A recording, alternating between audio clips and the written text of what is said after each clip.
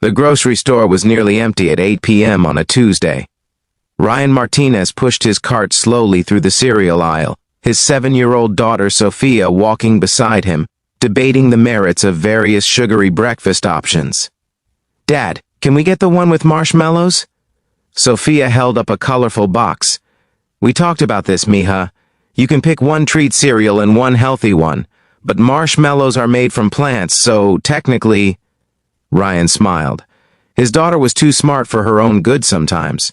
At 32, he'd been raising Sophia alone for 3 years since his wife died in a car accident.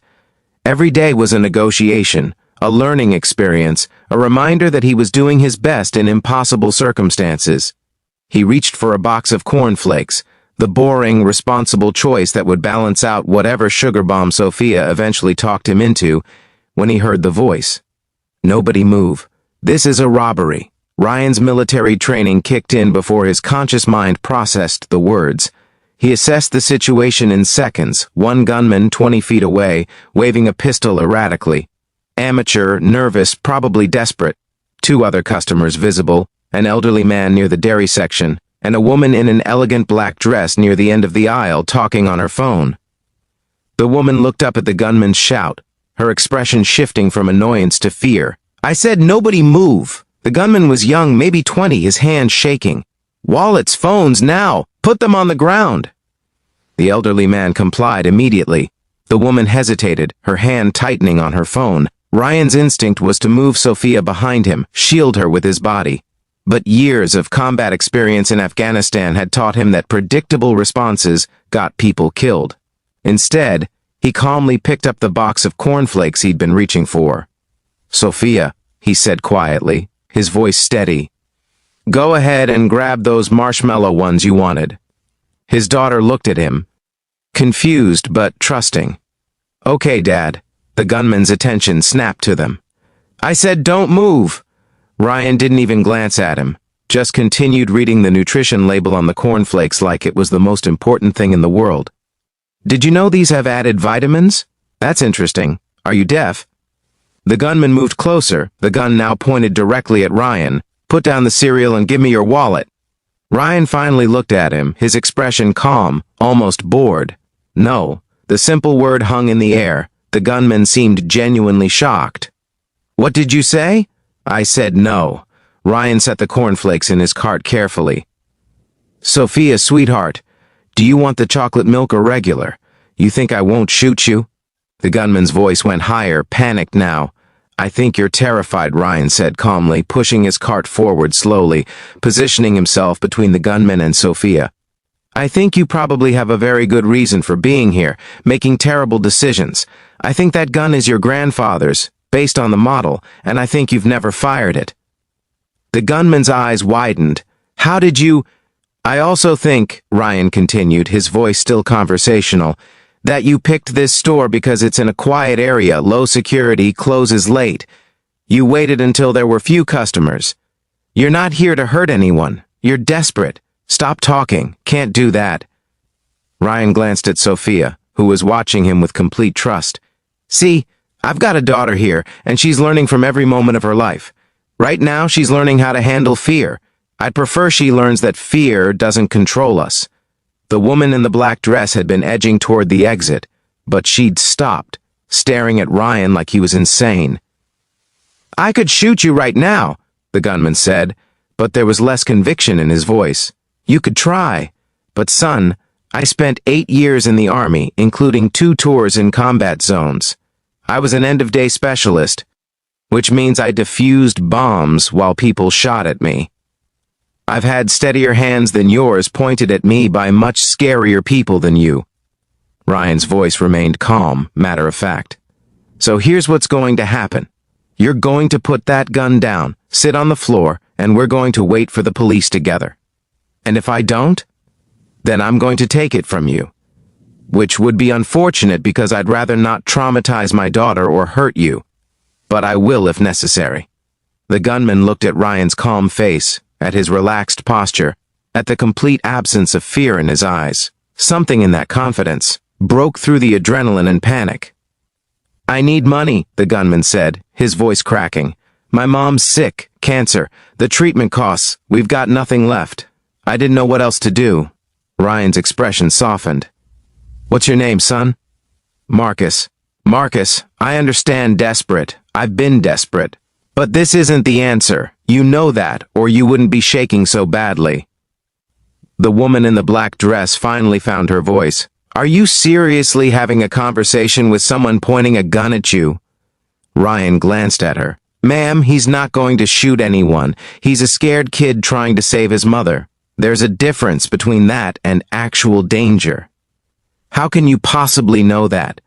Because actual killers don't announce themselves. They don't give you time to think. They just act. Ryan turned back to Marcus. Listen to me. Put the gun down. There are programs, charities, ways to get help. This path only ends one way, and it's not with your mother getting treatment. It's with you in prison and her alone. Marcus's hand was shaking harder now, tears streaming down his face.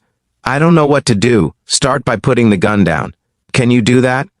For a long moment, Marcus didn't move. Then, slowly, he lowered the weapon and set it on the floor. His legs seemed to give out, and he collapsed beside it, sobbing. Ryan moved quickly, securing the gun and stepping between Marcus and the other customers. Sophia, can you go find Mr. Patterson? Tell him we need the police, but tell him nobody's hurt and everything's okay. Sophia nodded and ran toward the manager's office with the fearlessness of a child who trusted her father completely. Ryan knelt beside Marcus, his voice gentle now. What's your mother's name? Elena Rodriguez. St. Mary's Hospital? Marcus nodded. I know the head of oncology there. Good man. Let me make some calls. Ryan looked up at the woman in the black dress, who was now recording everything on her phone. Ma'am, could you please stop filming a kid's worst moment? She lowered her phone slowly. Do you have any idea how insane this was? He had a gun. He could have killed you, killed your daughter, but he didn't. And now he's getting a second chance instead of spending his life in prison. Seems like a good outcome. The police arrived within minutes. Ryan explained the situation calmly, provided his statement, and watched as they took Marcus away in handcuffs. Before they left, Ryan got Marcus's mother's information and promised to follow up. Sophia returned with chocolate milk and marshmallow cereal. Can we still get these, Dad? Absolutely, mija. As they headed to checkout, the woman in the black dress approached them. Up close, Ryan realized she was younger than he'd thought, maybe 35, with sharp green eyes and an air of command. I need to speak with you, she said. Ma'am, I'd really like to just pay for cereal and go home. I'm sure you would.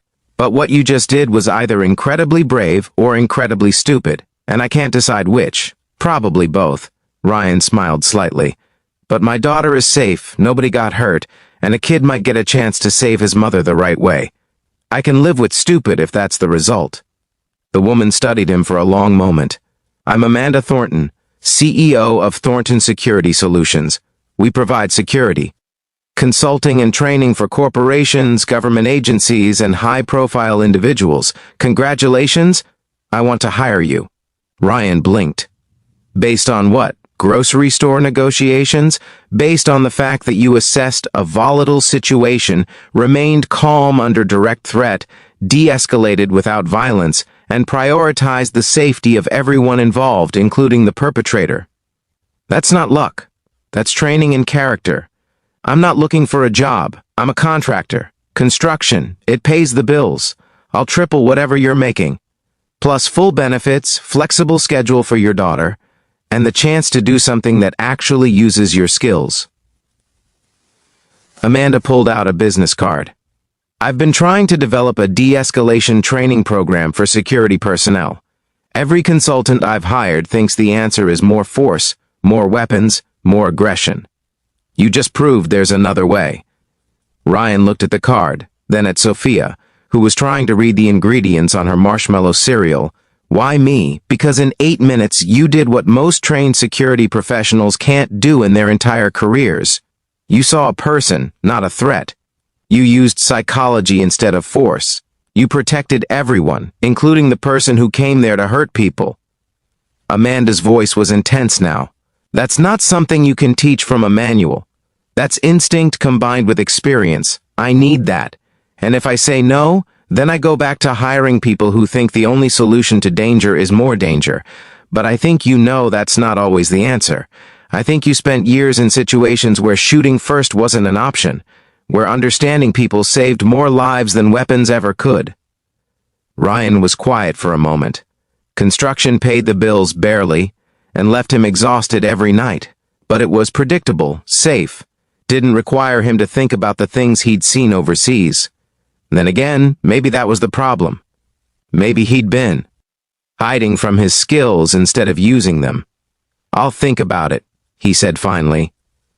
3 days later, Ryan called the number on Amanda's card. Within a week, he was consulting for Thornton Security, developing training programs that emphasized understanding and de-escalation over force.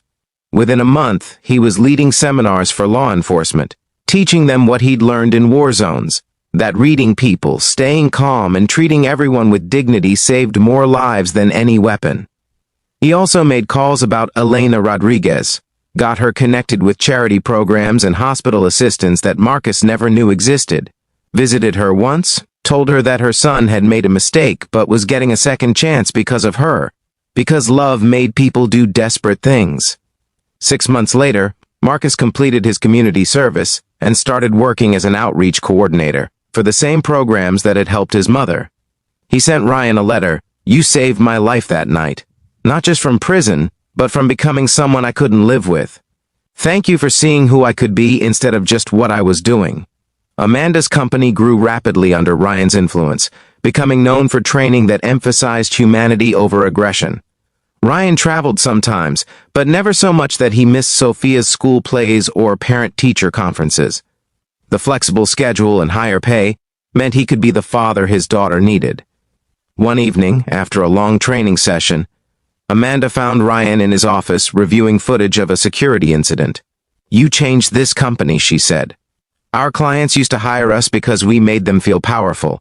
Now they hire us because we make them feel safe. That's because of you. I just teach what I